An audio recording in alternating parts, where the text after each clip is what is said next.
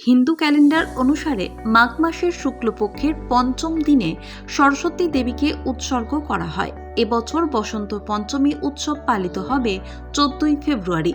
এদিন দেবী সরস্বতীর পুজো করার শুভ সম্ভাবনা রয়েছে। এদিন 4টি শুভ যোগ রয়েছে: রবি যোগ, শুভ যোগ, শুক্ল যোগ এবং রবি নক্ষত্র গঠিত হচ্ছে।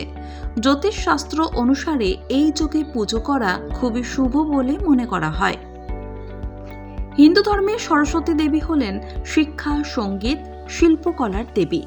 বৈদিক এই দেবী বেদে সরস্বতী নদীর অধিষ্ঠাত্রী দেবী। সরস কথার অর্থ হল জল, আদি অর্থ হল জলবতী। বৃহস্পতি হলেন জ্ঞানের দেবতা, আবার তার পত্নী সরস্বতীও হলেন জ্ঞানের দেবতা। বৈদিক জ্যোতিষশাস্ত্র অনুসারে প্রতি বছর মাঘ মাসের শুক্লপক্ষের পঞ্চমী তিথিতে পালিত হয় সরস্বতী বন্দনা। এই দিনটি বসন্ত পঞ্চমী হিসেবেও পালিত হয়। ক্যালেন্ডার মতে এবছর বিশেষ হতে চলেছে বসন্ত পঞ্চমী, কারণ আগামী 14ই ফেব্রুয়ারিতে পালিত হবে বাঙালির সবচেয়ে কাছের এবং জনপ্রিয় সরস্বতী পুজো। মনে করা হয় এদিন দেবী সরস্বতীর আরাধনা করলে সুখ, শান্তি ও জ্ঞান আসে। পঞ্চাঙ্গ অনুসারে জ্ঞানের দেবীর বন্দনা হবে আগামী 14ই ফেব্রুয়ারি। মাঘ মাসের শুক্লপক্ষের পঞ্চমী তিথিতে বসন্ত পঞ্চমীর উৎসব পালিত হয়।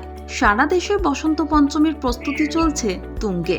জ্যোতিষশাস্ত্র অনুসারে এবছর সরস্বতী পুজোর দিনে রবি যোগ ও রেবতী যোগ তৈরি হচ্ছে।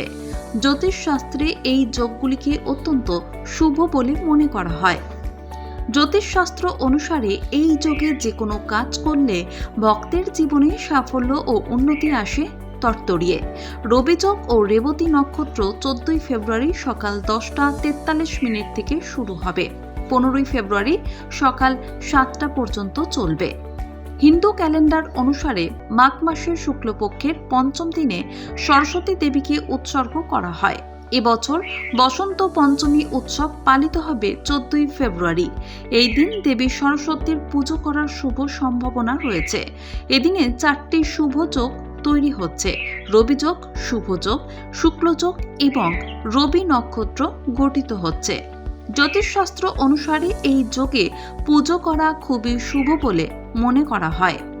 বিশ্বাস করা হয় যে সরস্বতীর আরাধনা করলে একজন ব্যক্তি জীবনে সুখ, শান্তি, সমৃদ্ধি এবং জ্ঞান লাভ করেন।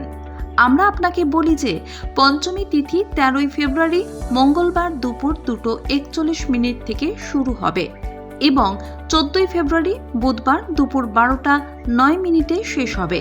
জ্যোতিষীদের মতে এই সময় সরস্বতী বন্দনা করা অত্যন্ত শুভ বলে মনে করা হয়। শুধু তাই নয়, সরস্বতী পুজো করলে বিদ্যার দেবী প্রসন্ন হন। এছাড়া শক্তি, বুদ্ধি, জ্ঞান ইত্যাদিরও আশীর্বাদ প্রদান করেন। শাস্ত্রমতে মা সরস্বতী হলেন জ্ঞান ও সঙ্গীতের দেবী।